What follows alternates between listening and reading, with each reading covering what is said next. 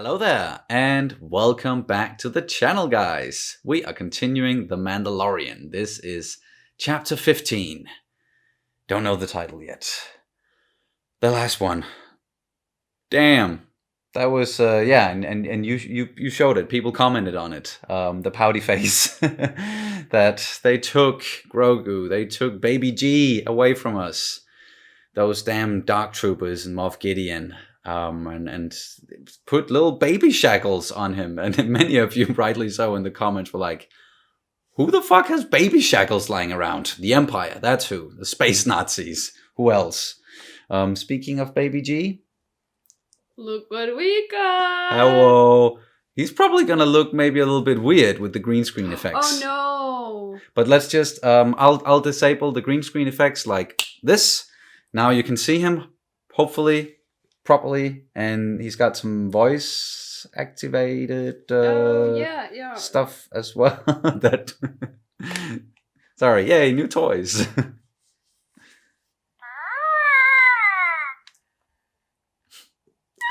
Baby G likes that.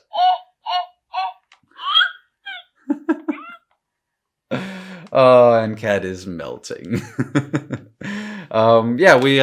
This was sort of an unboxing that we didn't do on camera, really. Maybe we should have done that in this video, but couldn't wait. Thank you so much.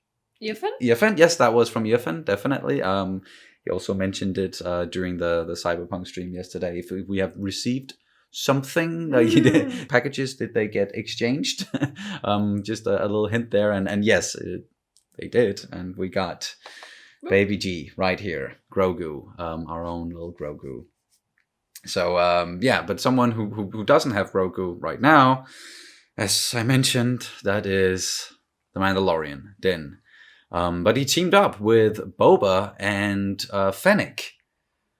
I really did not see that coming, but I like that Boba is staying true to his word, and that is also something that we did kind of know about Boba before, is if he says he's going to do a job, then he's going to do that job no matter what. And he promised him, I'm going to make sure the child is safe.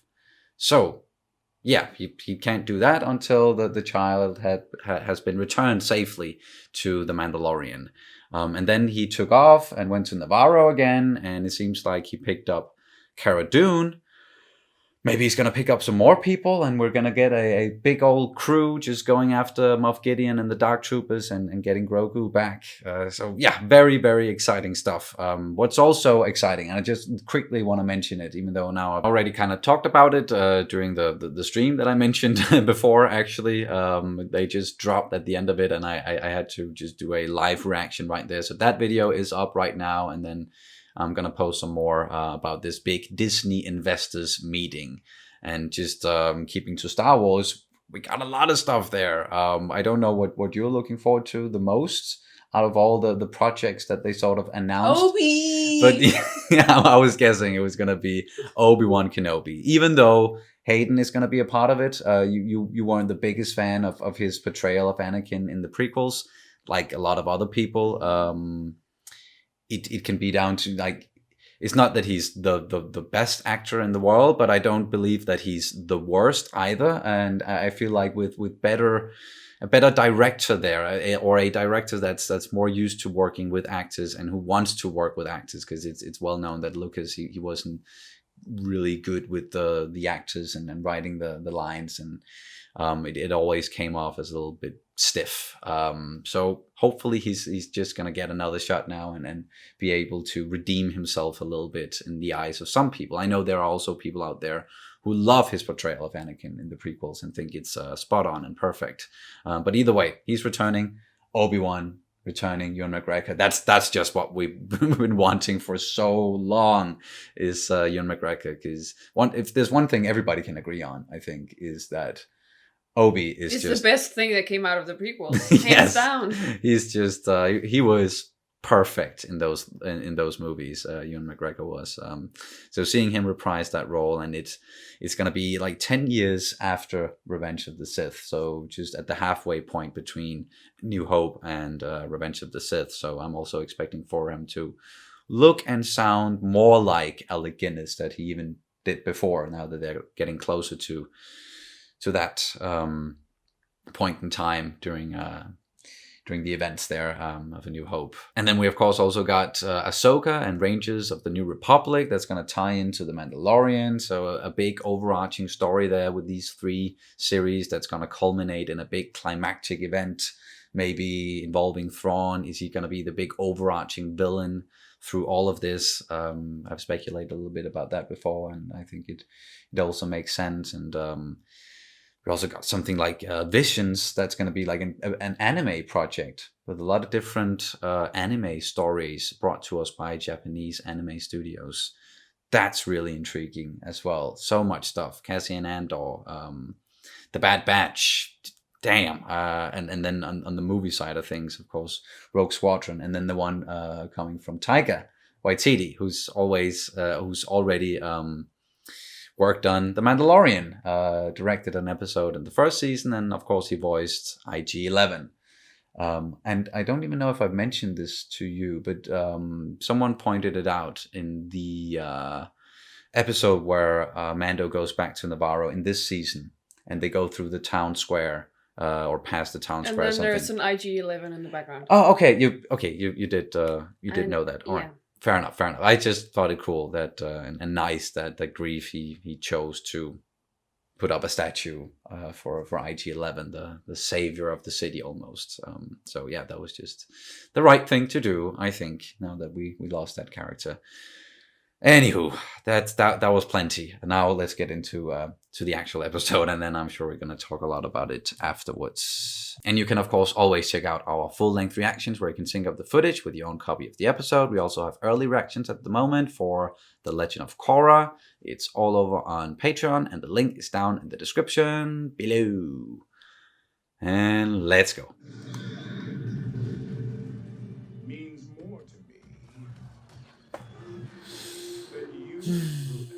Oh yeah, and he also lost the fucking Razor Crest. I need you to locate someone in the prison registry. Oh yeah, I totally forgot to mention that. Bill Burr.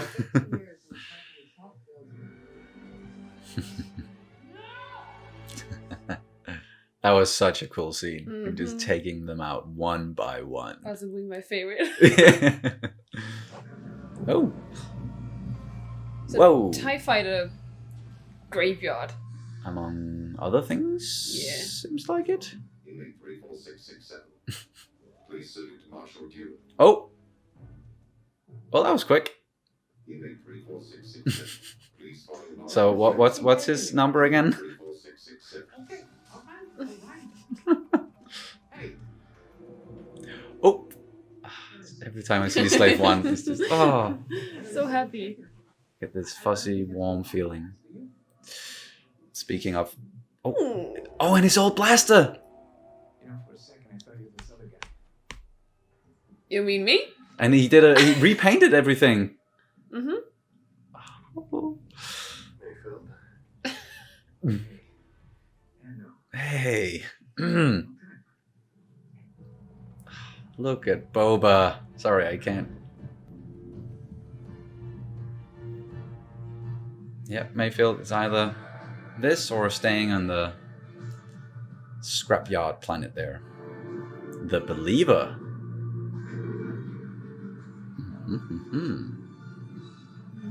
A believer in music. What? Yeah.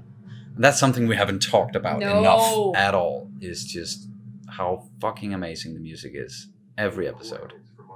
The secret imperial mining hub, okay? If you can get me in there, I can get you the coordinates. Another secret imperial base. Copy that.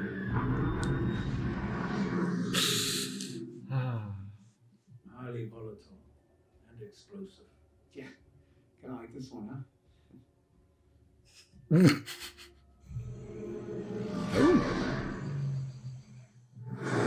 Exotic. Yeah. No, I'm wanted by the ISB. I'll trip the alarm too. Let's just say they might recognize my Yeah, they I don't think I can explain away a guy in a Mando suit to Imperial guards. he's gonna If you're gonna take off that helmet, wear something else. Refinery, this is Juggernaut 5, entering tunnel T12. Nice. Looks like the same kind of speaker that Han spoke into in the Death Star. We're fine. Here, how about you?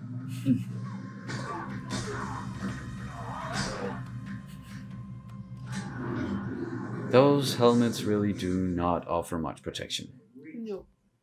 Gloves are still wet. Wet from what? Sweat? Possibly? Look at this. Oh, the shame.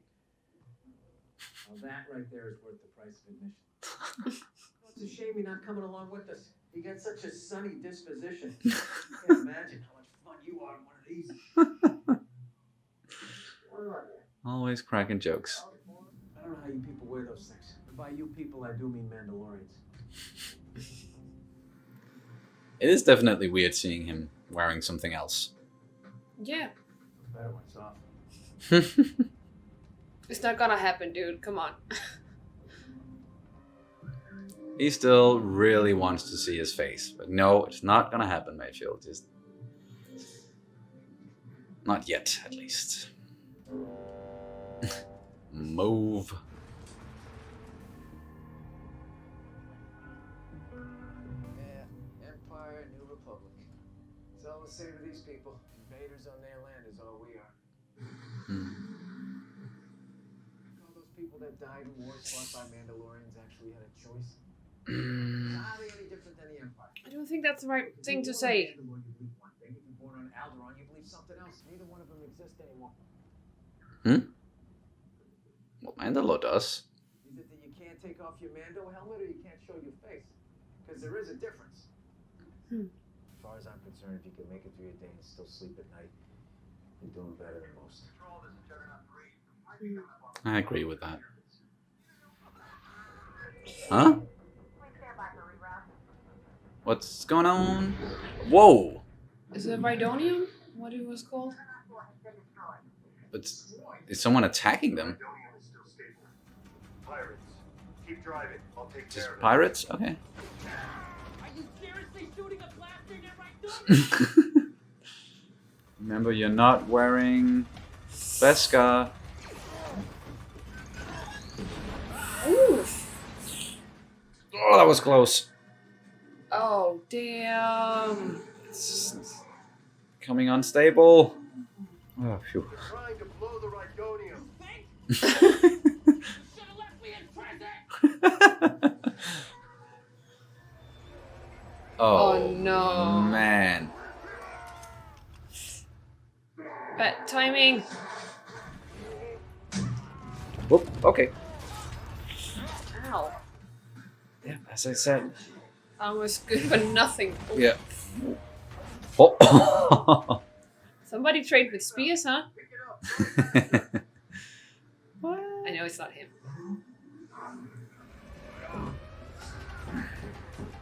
Just gonna have to take them all on.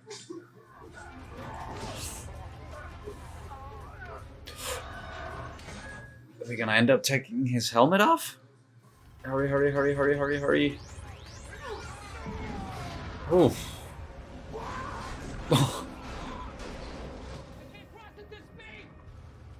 That's fine.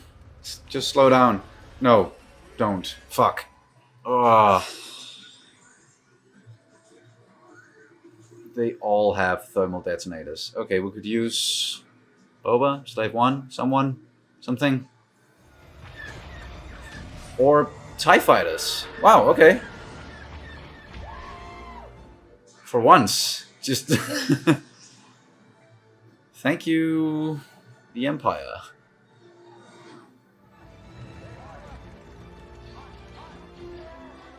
I love seeing these trooper designs again from Rogue One. Yeah. Never thought you'd be happy to see Stormtroopers. No. No. And they were even able to hit the pirates, all the stormtroopers there. And the shore troopers, I think they're called. The other ones. This is something we don't usually see. No.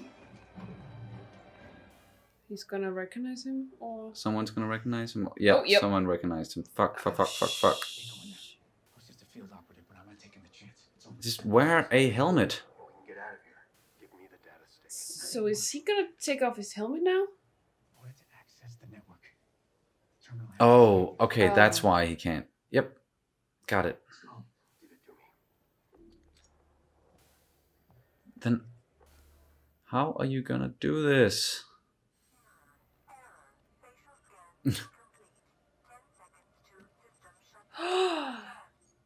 He did it! What?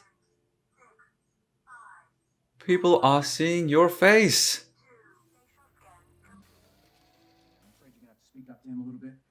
Since his vessel lost pressure in Tana. What's your name, officer? Not dismissed. I've seen that actor before. Come with me. Oh no. Let's get a drink. Brown eyes. Okay. Still socializing with some Imperials here. Why not?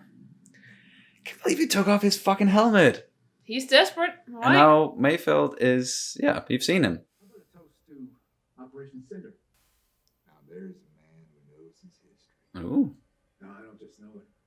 I lived it. Our city gone in moments, along with everybody in it. We lost our whole division that day. What are you All heroes of the Empire. doing, Mayfield? All those people. It's his friends. Was it good for them? Their families? The guys I served with? Hmm. You see what the Redonian you've delivered? We can create havoc that's gonna make Burning Khan just pale by comparison. Fuck. They're gonna turn to us once again. What they really want is order. Don't do it. Not here. Fucking knew it. That was...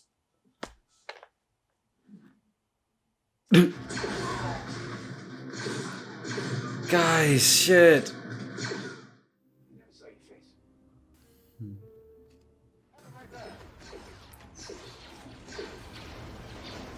Oh, shit. Okay, That's quite the drop. Boba, we're gonna... Oh. Thank you, Fennec. Thank you, Kara. Quick pickup.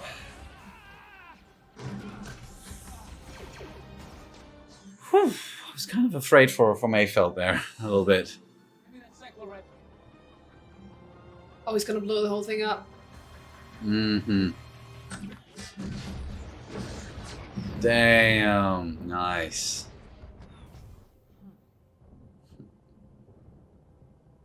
Don't need to sleep at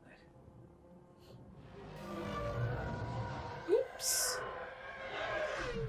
That's not gonna be an issue. We are company. Yes! Yes! I love that. Yeah.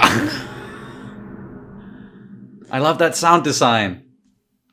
Get some stuff off my chest. You did the right thing. Too bad Mayfield didn't make it out alive back then. Yeah. Too bad. What are you talking about? What do you think, my friend? Does that mean I can go? Yes, just don't ask any more questions. Yes, I will. Yeah. You get the coordinates on Moff Gideon? We did. What's our next move? What is your next move? Well, Gideon, Ooh. you have something I want. Oh, oh. You may think you have some idea what you are in possession of, but you do not. He's just throwing that right back at him. Exactly. He means more to me than you will ever know. Yes. Go get him! That just gave me crazy chills. Rick Famuyiwa.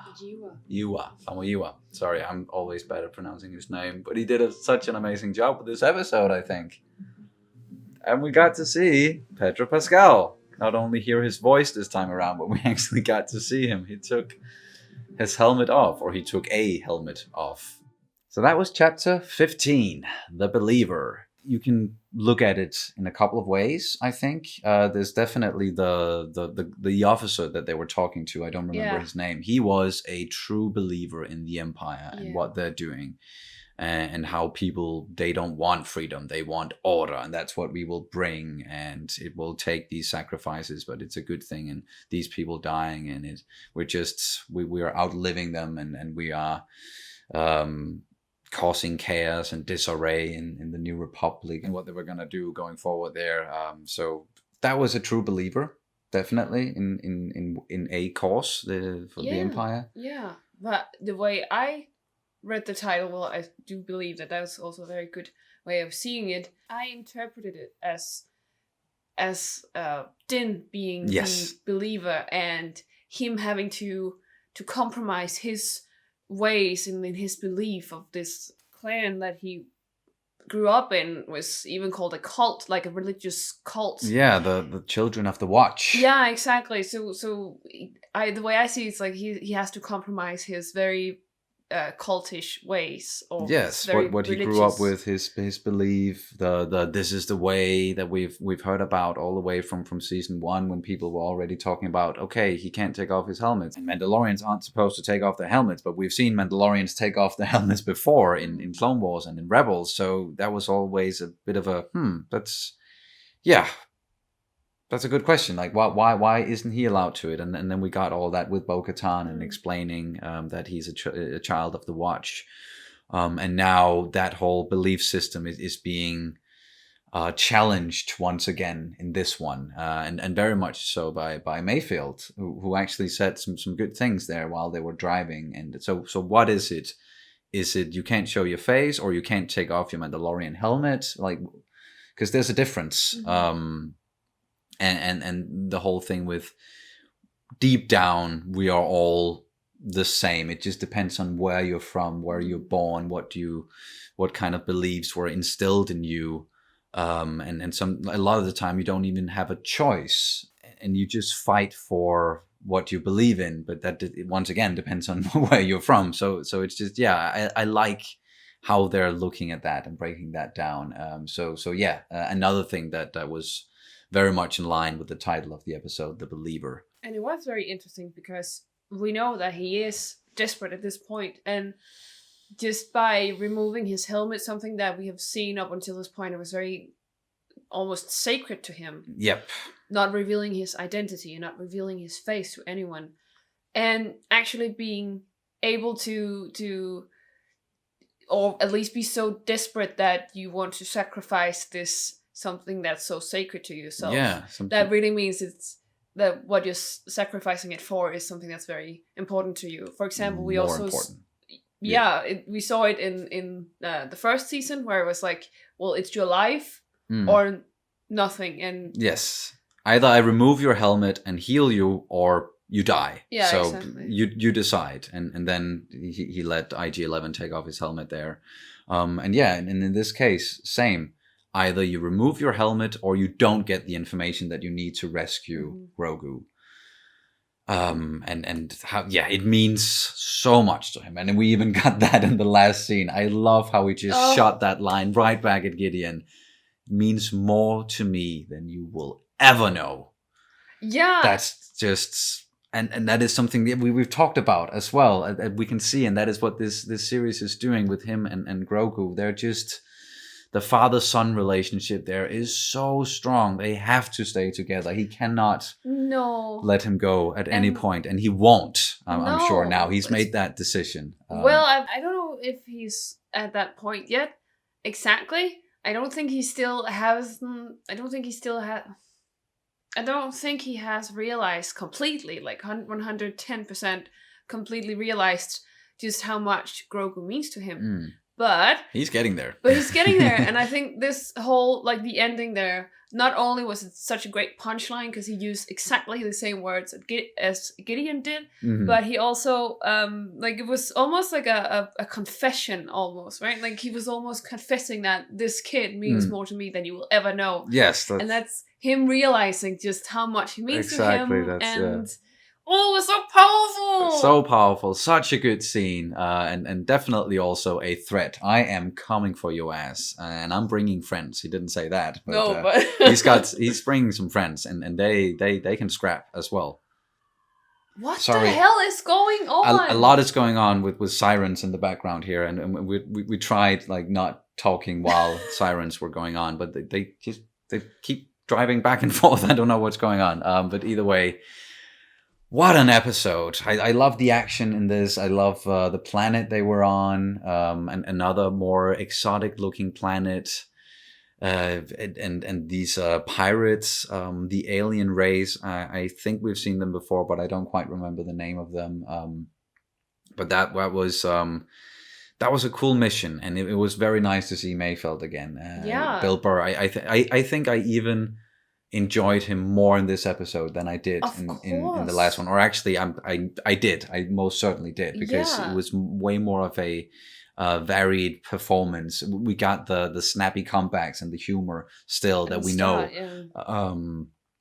But towards the end, we really got kind of a look at who he is as a person, what he went through, and sitting at that table listening to the officer, and then us getting to know about, okay, he was part of Operation Cinder, and he lost so many of his friends and saw civilians getting killed, people just fighting for their homes, and he just couldn't take it anymore. Like, he had to get it off his chest, as he said. And then he just straight up shot the guy. I was so afraid that he was going to die then and there, and it was going to be more of a sacrifice.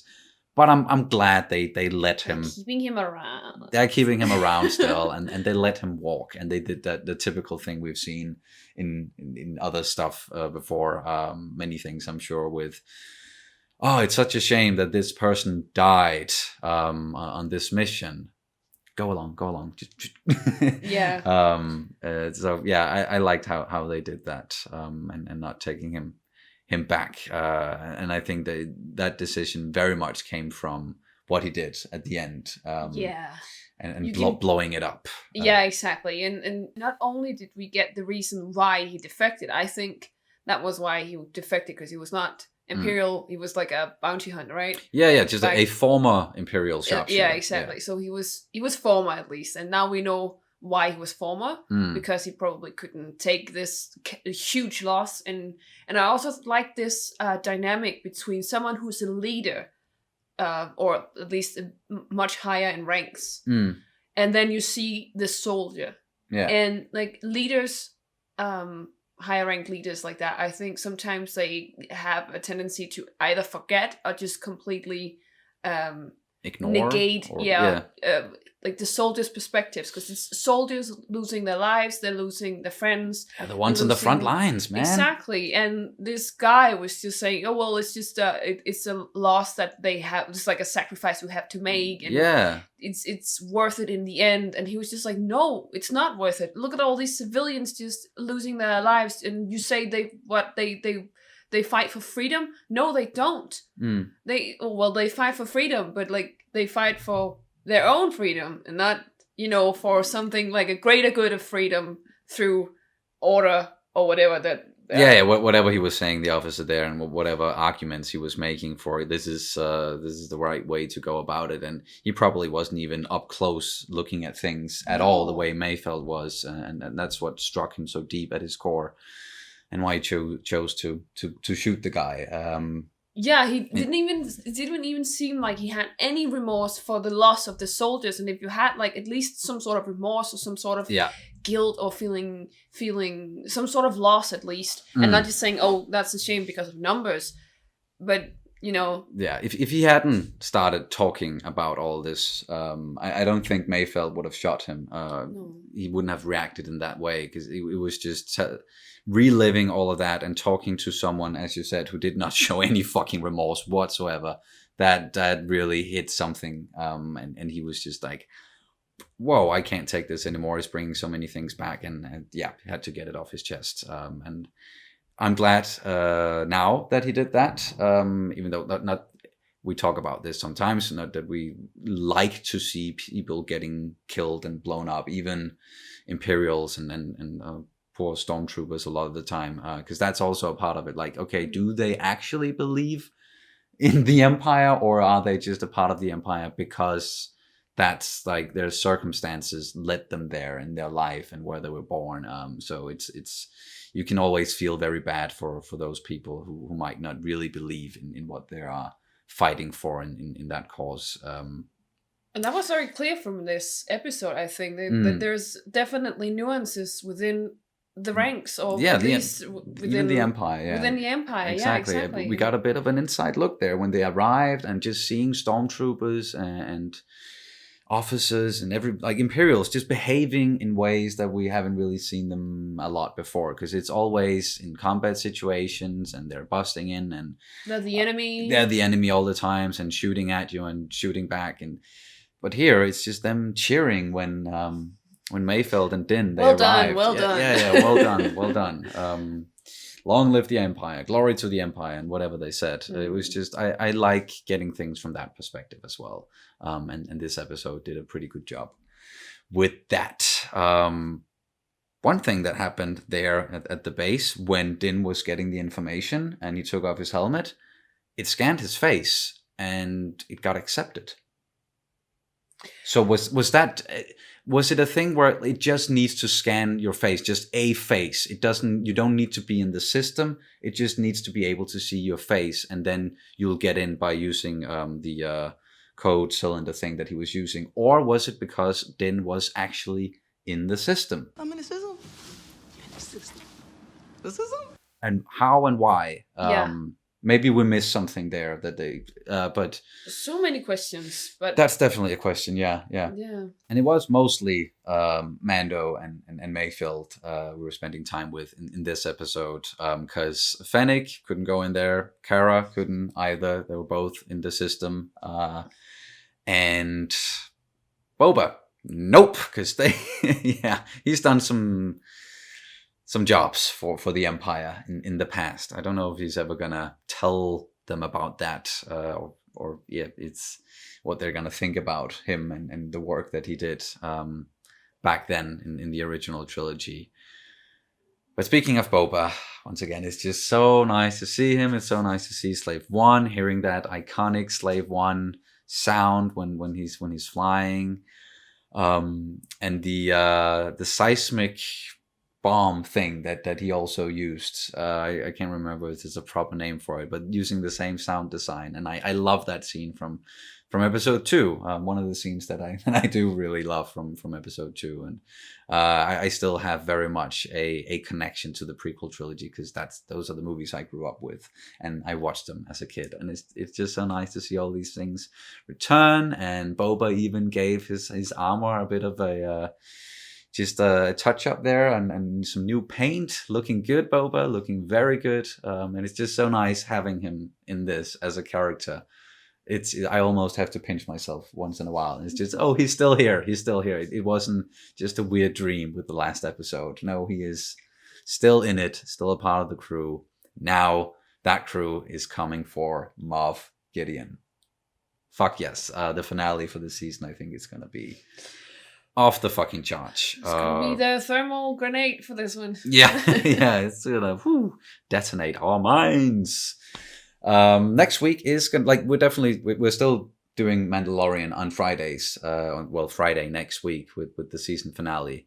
But there's also something else starting, The Expanse season 5. 3 episodes dropping on Wednesday, so we're gonna kind of try and work those into the schedule. So I don't know exactly how the schedule is gonna look next week, but I'm pretty sure Mando is still gonna be on Friday. We don't want to miss that one. Obviously, it's they're building up to something here. A big season finale, and then maybe gonna end with a teaser for season 3. But now I'm getting ahead of myself. Do you have anything? I have add? 2 things. 2 things. Yes. Yes. First off, I have forgotten it. All the other episodes. Me too. But I just have to highlight just how amazing the score is for this one. It's like, for the entire series, and it's just because we haven't really mentioned no. Ludwig a lot. Ludwig, as we would pronounce his name. We haven't mentioned him a lot during these reactions, and it's just the music. Just it fits so well, and it's just such a natural part of this whole thing, of this whole experience, as Star Wars music should be.